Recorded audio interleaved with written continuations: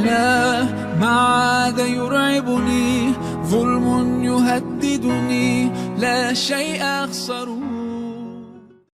اعوذ باللہ من الشیطان الرجیم، بسم اللہ الرحمن الرحیم، السلام علیکم ورحمۃ اللہ وبرکاتہ۔ مومنین کرام، کرسچینٹی ایک بہت بڑا مذہب تھا، مذہب عیسائیت، لیکن ایک ریزن تھا جس کی وجہ سے وہ فال ہو گیا۔ اس کے اندر پرنس اور پریسٹ کا کمبینیشن تھا، یعنی جو شہزادہ تھا اور جو مذہبی رہنما تھے ان دونوں کا سنگ بند تھا، اور یہ ویسٹرن سوسائٹی پہ جو ہے مطلق العنان قوت رکھتے تھے۔ ان کے اتنے پاورز تھے، لوگ ان کا اتنا احترام کرتے تھے، پاپس کا بالخصوص، کہ اگر وہ کہہ دیں مذہبی رہنما کہ آپ اپنے بچے قربان کر دیں تو وہ اپنے بچے قربان کر دیا کرتے تھے۔ اتنی طاقت تھی، اتنا پارسا سمجھا جاتا تھا، اتنا مقدس سمجھا جاتا تھا۔ لیکن یہی عیسائیت آج ہمیں زوال کا شکار نظر آتی ہے۔ چند افراد پریکٹسنگ کرسچنس نظر آتے ہیں اور کوئی بھی نظر نہیں آتا۔ اس کی وجہ کیا ہے؟ اس کی وجہ شہید متحری فرماتے ہیں کہ ایک سب سے مین ریزن جو تھی کرسچینٹی کے زوال کی، مسیحیت کے زوال کی، وہ یہ تھی کہ ان کے اندر غیر عقلی باتوں نے رسوخ کر لیا تھا، غیر منطقی باتیں کرتے تھے۔ مثال کے طور پر انہوں نے کہا کہ ایک نظریہ دیا کہ سورج جو ہے وہ گردش کر رہا ہے، زمین جو ہے وہ ساکن ہے۔ اس کے بعد سب نے چیخنا چلانا شروع کیا۔ جب علم آیا تو ان کی بات جو تھی، حالانکہ پارسا تھے، مقدس تھے، لیکن ان کے باتوں کا لوگوں نے انکار کرنا شروع کر دیا۔ سب سے پہلے کوپرنیکس آیا، اس نے کہا کہ چرچ غلط بات کر رہا ہے، اس کو مار دیا گیا، اس کا گھر جلا دیا گیا۔ اس کے بعد برونو آیا، برونو نے کر چیخا چلایا کہ چرچ غلط کہہ رہا ہے، میرا استاد جو ہے کوپرنیکس کو صحیح کہہ رہا تھا، ٹھیک، اس کو بھی سائڈ لائن کر دیا گیا۔ اس کے بعد گلیلو آیا اور پروٹسٹ لے کر آیا۔ گلیلو نے آ کر ٹیلیسکوپ سے ثابت کر دیا کہ چرچ کی بات غلط ہے، اور اس کے بعد چرچ پہ شکوک و شبہات شروع ہو گئے۔ بہت مقدس تھے لیکن ضدی تھے، غیر منطقی باتیں کرنے والے تھے، اور بہت زیادہ غیر منطقی باتیں میں آپ کے سامنے کوٹ کر سکتا ہوں، صرف ایک ایگزامپل کوٹ کی ہے تو یہ ختم ہو گیا سر۔ پارسائی مقدس تقدس آپ کے کسی کام نہیں آتا اگر آپ کے اندر دو چیزیں نہ ہو۔ ایک، اگر آپ غیر منطقی باتیں، عقلی باتیں نہ کریں، ٹھیک، عقل۔ دوسرا یہ ہے کہ ٹائم کے ساتھ آپ نہیں چلیں گے، اپ گریڈڈ نہیں ہوں گے تو سر ٹائم آپ کو سائڈ لائن کر دے گا، دنیا آپ کو سائڈ لائن کر دے گی۔ کوئی بھی آپ کو ریلیجن جتنا بھی اچھا نہ رہا ہو، جتنا بھی پارسا ریلیجن ہو، جتنا بھی مقدس ریلیجن ہو، لیکن آپ اپ گریڈڈ نہیں ہوں گے، ٹائم کے ساتھ نہیں چلیں گے تو آپ سائڈ لائن ہو جائیں گے۔ ٹائم آپ کا انتظار نہیں کرے گا سر، دنیا کے ساتھ آپ نہیں چلیں گے تو دنیا آپ کا انتظار نہیں کرے گا۔ اور دوسری بات ہے عقل۔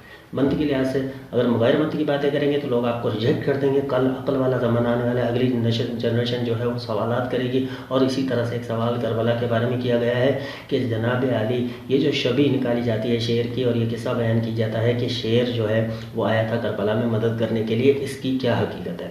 اب بیفور اس کے کہ میں آپ اس سوال کی جواب کی طرف جاؤں، میں آپ کی خدمت میں عرض کرنا چاہتا ہوں کہ جناب علی، شیر کی شبیہ نکالنا یا کوئی بھی مسئلہ جائز ہے یا ناجائز ہے، یہ اللہ تبارک و تعالیٰ سلامت رکھے کہ محمد و آل محمد، ہمارے معصومین علیہ السلام، ہمارے مراج کرام زندہ ہے، یہ ان کی اتھارٹی ہے، وہ جواب دیں گے کہ کیا چیز جائز ہے، کیا چیز جائز نہیں ہے۔ یہ میری اتھارٹی نہیں ہے، لہٰذا میرا جو میں آپ کے سامنے عراض پیش کر رہا ہوں، میں صرف بطور ایک ادنا سا طالب علم، ایک محقق جو تحقیق کر رہا ہے، میں آپ کے سامنے روایات کی حیثیت رکھوں گا کہ اس کے بارے میں جو روایات آئی ہیں اس کی کیا حیثیت ہے، علماء اس کے بارے میں کیا فرماتے ہیں، لیکن فتویٰ دینا میرا کام نہیں ہے۔ اس سے ہرگز یہ مراد نہ لی جائے کہ معاذ اللہ ثم معاذ اللہ میں شبیہ نکالنے کا مخالف ہوں، جو شیر کی شبیہ کربلا اور نجف میں نکالی جاتی ہے اس کا مخالف ہوں۔ یہ جائز ہے یا ناجائز ہے، یہ میری اتھارٹی نہیں ہے۔ آتے ہیں روایات کی طرف، تو سر پہلے روایات سب سے بہت ساری کتابوں میں مجھے یہ روایت ملی ہے، لیکن کیونکہ کتاب ایسی ہو جس کی کوئی حیثیت ہو، اس سے نقل کرنا چاہیے تو بہتر ہے۔ تو اصول کافی جیسی کوئی کتاب آپ کے پاس ہے نہیں، کتب اربعہ میں سے سب سے ٹاپ کتاب ہے یہ کتاب کافی کی جلد نمبر 1 صفحہ نمبر 465 پر یہ داستان آئی ہے۔ اس کے راویاں شروعات ہوتی ہے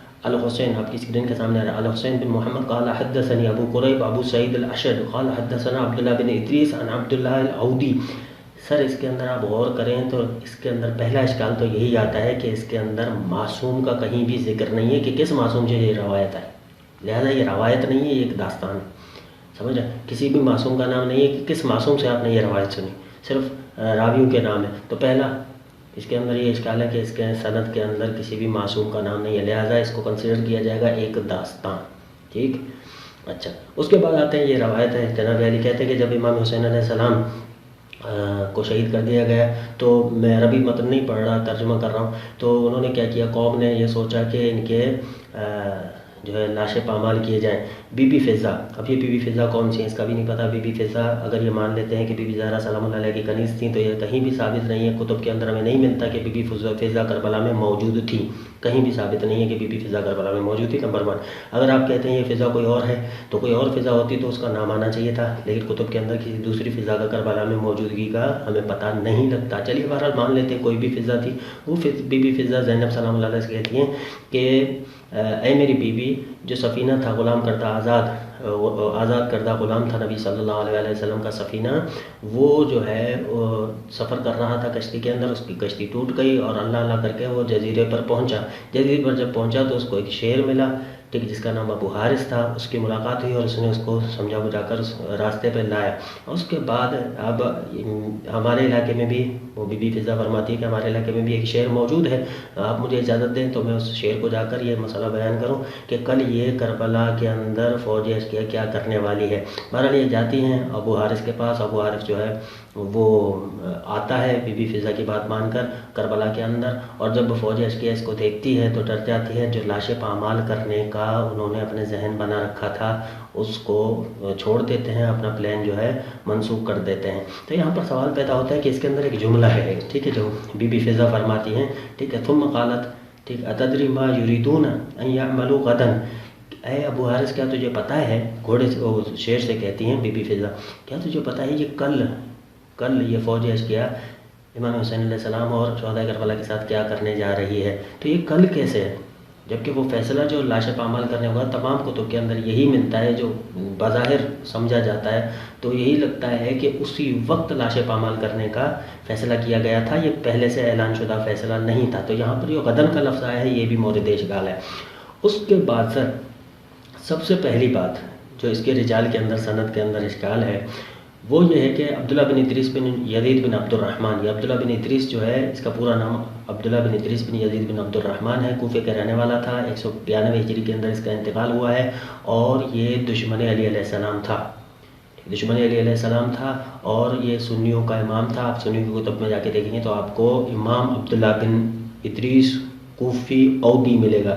تو یہ جو ہے یہ کہتے ہیں کہ جناب علی دشمن علی تھا. نمبر 2 جو اس کے اندر دوسرے راوی آتے ہیں، ٹھیک، جن کا نام ہے عبداللہ اودی. عبداللہ اودی کو شیخ طوسی علیہ رحمہ فرماتے ہیں کہ اصحاب امام جعفر صادق علیہ السلام میں سے تھا. تو جناب علی، اگر آپ یہ عبداللہ اودی امام جعفر صادق علیہ السلام کے دور کا تھا تو امام جعفر صادق علیہ السلام کے دور میں اور امام حسین علیہ السلام کے دور میں کم از کم 1 صدی کا فاصلہ ہے. تو بیچ میں راوی کہاں ہے جو 1 صدی کے؟ عبداللہ بن اودی سے کس سے سنا عبداللہ بن اودی نے؟ ٹھیک، تو وہ راویوں کے نام لانے چاہیے تھے، وہ راویوں کے نام بھی موجود نہیں ہیں. یہ دوسرا اور تیسرا اشکال ہے.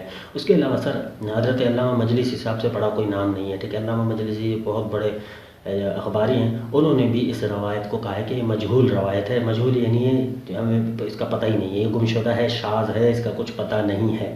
اچھا، اس کے بعد لیسٹ بٹ ناٹ لیسٹ سر ایک امپورٹنٹ کوشچن یہ ہے کہ سر اگر ہم کارنامہ مان لیتے ہیں حضرت ابو حارث صاحب کا، مسٹر ابو حارث شیر جو ہے، انہوں نے آ کر کربلا میں گھوڑوں کی ٹاپوں سے لاشوں کو پامال ہونے سے بچایا، تو ہم جو مرثیوں کے اندر، نوحوں کے اندر، مصائب کے اندر، سوز و سلام کے اندر آج تک پڑھتے آ رہے ہیں اور ہماری کتب میں بھی موجود ہے، بہت ساری کتب کے اندر موجود ہے کہ گھوڑوں کی ٹاپوں سے لاشوں کو پامال کیا گیا تھا. حتیٰ کہ کرخی آتے ہیں 5ویں صدی کے اندر، وہ کہتے ہیں، روایت کرتے ہیں کہ ایک معصوم نے ان سے فرمایا کہ ہم ان کی اولاد ہیں جن کے لاشیں گھوڑوں کی ٹاپوں سے پامال کیے گئے. تو سر ہم تو ساری چیزوں کا انکار کرنا پڑے گا. کیوں؟ کیونکہ ہمیں ماننا پڑے گا کہ جو مسٹر ابو الحارث ہیں، جو صاحب شیر ہیں، شیر صاحب نے آ کر گھوڑے پامال ہونے سے، لاشیں پامال ہونے سے بچایا تھا. تو لاشیں پامال گھوڑوں کی توسط سے نہیں ہوئے تھے، اس کا انکار کرنا پڑے گا اگر اس روایت کو مانتے ہیں. تو عقل مند کیا کرے گا؟ جناب علی بے شک کہے گا کہ یہ کافی کی روایت ہے، لیکن دوسری روایت کی طرح ہے. اس کو جیسے علامہ نے مجہول کہا ہے، علامہ مجلسی نے، اس کو سائڈ پہ رکھ دیں گے، اس کے اندر جو اشکالات ہیں اس کی وجہ سے اس کو سائڈ پہ کر دیں گے. ان روایات کو مانیں گے اور یہ مانیں گے کہ گھوڑے جو ہے دوڑائے گئے تھے لاشوں پر، اور جو اجساد مطہرہ تھے شہداء کربلا کے، ان کی بے حرمتی کی گئی تھی. یہ ماننا پڑے گا. اگر اس کا اقرار کرتے ہیں تو ان کا انکار کرنا پڑے گا. اب اس کا تو ہم اقرار نہیں کر سکتے، اس کو تو ریجیکٹ کرنا ہی پڑے گا نا کافی کی حدیث کو، ٹھیک. تو کافی کی حدیث کو جب ریجیکٹ کر رہے ہیں سر، تو پھر اس شبیہ پر بھی سوال پیدا ہوتا ہے، اور ہمیں پتہ چل جاتا ہے کہ اس شبیہ کی کیا حیثیت ہے، جو کہ میں بتانا نہیں چاہتا. آپ سمجھ گئے ہوں گے، آپ کے سامنے باتیں، ٹھیک. ہم اس روایت کو نہیں مانتے تو مثال تو ظاہر سی بات ہے شبیہ کو بھی نہیں ماننا پڑے گا، اور کسی شعر کے وجود کا ہمیں انکار کرنا پڑے گا، ٹھیک. کیونکہ لاشیں پامال ہوئے تھے، یہ ریالٹی ہے. تو دونوں چیزیں کانٹراڈکٹ کر رہی ہیں، دونوں کے اندر تضاد ہے، ایک چیز کو لینا پڑے گا. تو اگر اس روایت کو ہم لیتے ہیں تو بہت بڑا مسئلہ ہو جائے گا. تو ہمیں اس روایت کو ریجیکٹ کرنا پڑے گا. اگر اس روایت کو ریجیکٹ کرتے ہیں تو شعر ریجیکٹ ہو جائے گا، مسٹر ابوالحارث ریجیکٹ ہو جائے گا. اور جب ابوالحارث ریجیکٹ ہو جائے گا تو اس کی جو کربلا کے اندر اور نجف کے اندر شبیہ نکلتی ہے، اس کا بھی فیصلہ آپ کے سامنے آ جائے گا، اس کی حقیقت بھی آپ کے سامنے آ جائے گی. خداوند متعال سے دعا ہے کہ ہمیں خداوند متعال عاشورہ کی حقیقت کو سمجھنے، سید الشہداء امام حسین علیہ السلام کی قربانی کو سمجھنے اور ان کے احکامات پر عمل کرنے کی توفیق عطا فرمائے. وعلیکم السلام ورحمۃ اللہ وبرکاتہ.